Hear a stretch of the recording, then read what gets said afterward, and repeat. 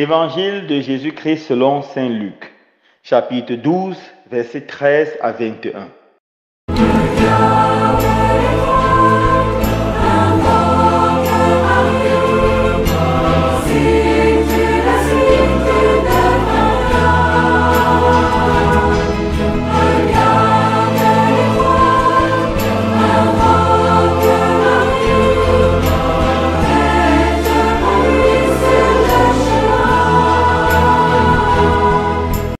En ce temps-là, du milieu de la foule, quelqu'un demanda à Jésus, « Maître, dis à mon frère de partager avec moi notre héritage. » Jésus lui répondit, « Homme, qui donc m'a établi pour être votre juge ou l'arbitre de vos partages ?»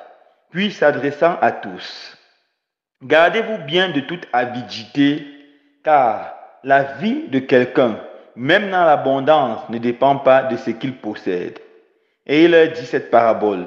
Il y avait un homme riche dont le domaine avait bien rapporté. Il se demandait, que vais-je faire, car je n'ai pas de place pour mettre ma récolte. Puis il se dit, voici ce que je vais faire. Je vais démolir mes greniers, j'en construirai de plus grands, et j'y mettrai tout mon blé et tous mes biens. Alors je me dirai à moi-même, te voilà donc avec de nombreux biens à ta disposition pour de nombreuses années. Repose-toi, mange, bois, jouis de l'existence. Mais Dieu lui dit, tu es fou. Cette nuit même, on va te redemander ta vie. Et ce que tu auras accumulé, qu'il aura. Voilà ce qui arrive à celui qui amasse pour lui-même au lieu d'être riche en vue de Dieu. Acclamons la parole de Dieu.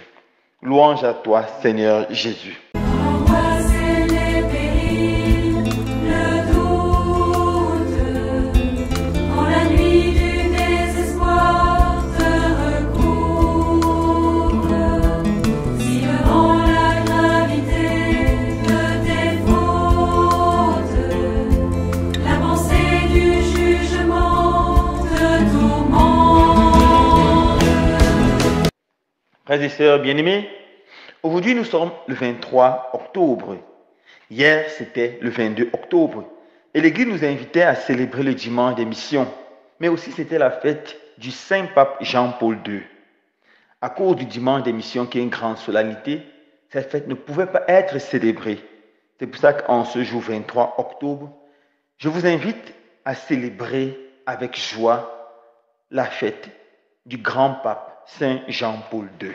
Alors, ma méditation de ce jour portera essentiellement sur sa vie, sa mission et son message pour nous chrétiens aujourd'hui. Qui est Saint Pape Jean-Paul II? De son nom de naissance, Karol Joseph Wojtyła, il est né le 18 mai 1920 à Wadowice, en Pologne. Il est né à une période tragique de l'histoire de Pologne, où la Pologne était marquée par le drame de la guerre, le drame de l'invasion allemande et le drame de l'invasion russe. Il est né d'un papa militaire et d'une maman institutrice. Dans son beau livre, Ma vocation, don et mystère, il parle un peu de son père et il dit, de son père, il a appris l'ardeur, l'amour du travail, le sens de l'effort. De sa mère, il a appris la piété. Tout petit déjà, il a voulu résister si pieusement son rosaire. Mais aussi de son grand frère, il a appris le sens du sacrifice, car il est mort par amour pour les malades. C'était un jeune médecin en formation. Alors, Karol Wojtyła perd très tôt tous les membres de sa famille. Sa maman décède quand il a 9 ans. 3 années plus tard, c'est son frère aîné qui décède. Et lorsqu'il a 21 ans, il perd son papa, qui était son dernier familier. Il se montre un élève très studieux, très travailleur. Et après l'obtention de son bac de façon très brillante, il entre à l'université, il étudie la philosophie polonaise. Il est également passionné du théâtre.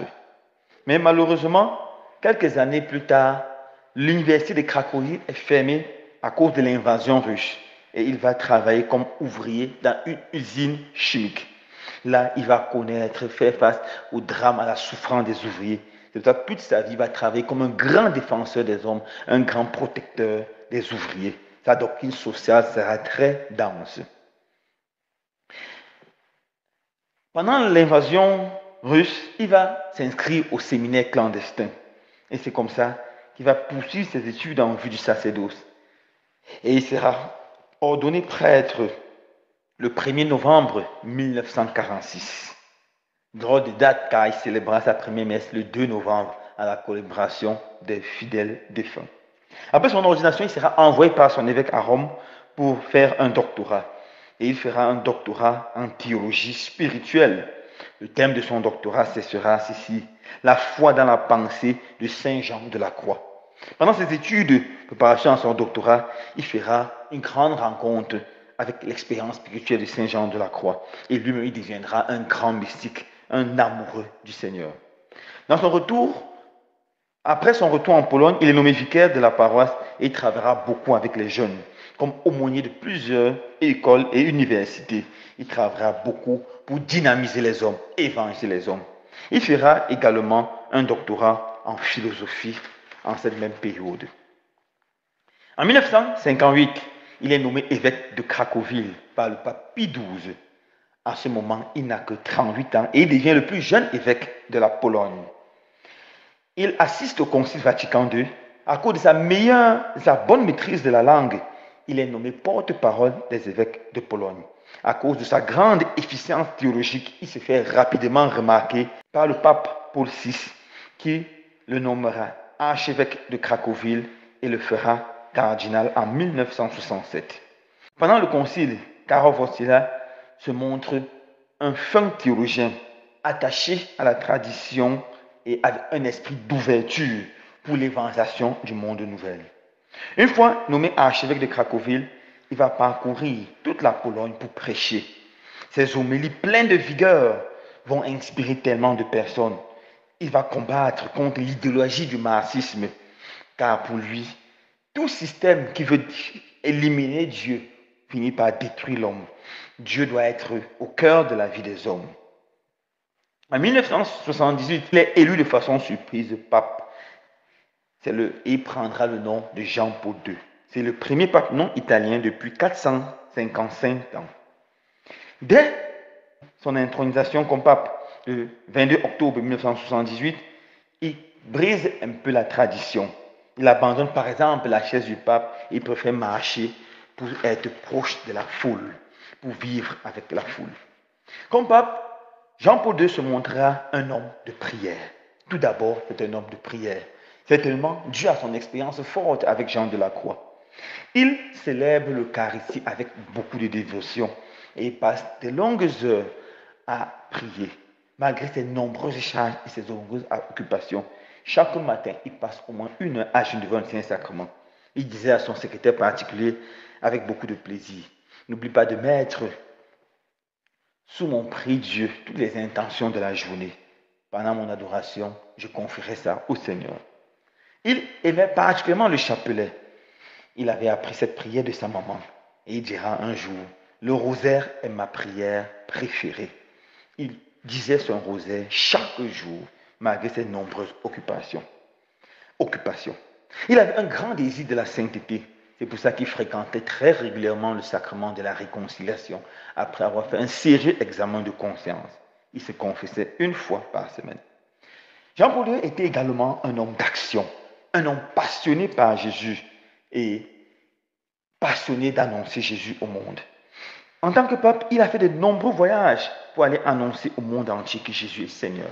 Il a fait 104 voyages à l'étranger pour prêcher l'évangile. Il a fait 446 visites pastorales en Italie, car le pape c'est l'évêque de Rome. Et pendant tous ces voyages, il attirait des milliers et des milliers de personnes. Il a même pu rassembler 2 millions de personnes à Manila, aux Philippines. Il a été victime d'un attentat en 1981 à la place Saint-Pierre. Il a perdu beaucoup de sang. Il a failli mourir. Mais, comme il témoignera plus tard, une main a tiré la gâchette, une main a dévié. Et la main qui a dévié, c'est la main de la Vierge Marie. Il a attribué Ça survit à l'intercession de la Vierge Marie, Notre-Dame de Fatima. Après son assassinat, il ira en prison pour pardonner à son bourreau, à celui-là même qui a essayé de le tuer. Il nous montre là un grand exemple, le pardon. Alors qu'il portait encore les cicatrices de cet attentat, voilà qui va, le pansement de cet attentat, voilà qui va pardonner totalement à son bourreau. Jean-Paul II a parcouru des milliers de kilomètres pour crier aux hommes que Jésus les aime. Il était également un grand homme d'État qui a influencé grandement la diplomatie du XXe siècle. Il a lutté spécialement contre la guerre. Pour lui, la guerre naît de l'injustice, mais la guerre crée encore plus d'injustice. Alors, c'est la pire des choses qui puissent arriver à un peuple.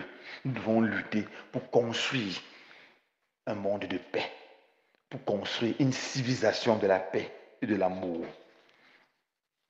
Jean-Paul II, en tant que diplomate, a contribué grandement à l'effondrement du communisme. On se rappelle bien lors de la chute des murs de Berlin, il a fait le déplacement, il avait son chapelet en main et il disait « Nous l'avons eu, avec la Vierge Marie, nous l'avons eu ». Il attribue la destruction du mur de Berlin et la chute du communisme à l'intercession puissante et glorieuse de la Vierge Marie. Mais Jean-Paul II a aussi été beaucoup contesté et incompris, spécialement lorsqu'il a affirmé avec force l'enseignement traditionnel de l'Église sur beaucoup de domaines. Par exemple, en 1993, dans un texte clair et bien rédigé, il s'oppose au préservatisme et prône la chasteté. Il dira ceci: la chasteté est le seul moyen pour mettre fin à la plaie tragique du sida. Oui, mes frères et sœurs, en ce moment, les gens disaient qu'il faut distribuer les préservatifs dans toutes les écoles, à tous les niveaux, pour que les jeunes soient sauvés du sida. Mais réfléchissons bien. Est-ce que le pape n'avait pas raison? Depuis que ces préservatifs sont distribués à gauche et à droite, est-ce que la situation débauche, sida et toutes ces choses ne s'est pas empirée? Il était un grand défenseur de la vie. C'était le pro-life par excellence. Il s'opposera radicalement à l'avortement. Il dira que dès l'union d'un spermatozoïde et d'un ovule, il y a une nouvelle vie qui a besoin simplement d'être protégée et nourrie. Personne n'a le droit de mettre fin à cette vie. Tout être est une histoire sacrée, depuis sa conception jusqu'à sa mort naturelle. Il condamnera aussi avec vigueur l'euthanasie. Il dira, personne n'a le droit de demander qu'on l'achève. La souffrance est aussi un don de Dieu. Il sera gravement malade et il souffrira beaucoup. Il portera sa souffrance avec beaucoup de courage, montrant l'exemple de quelqu'un qui aime le Seigneur. C'était un pape ouvert de façon spéciale à l'écuménisme.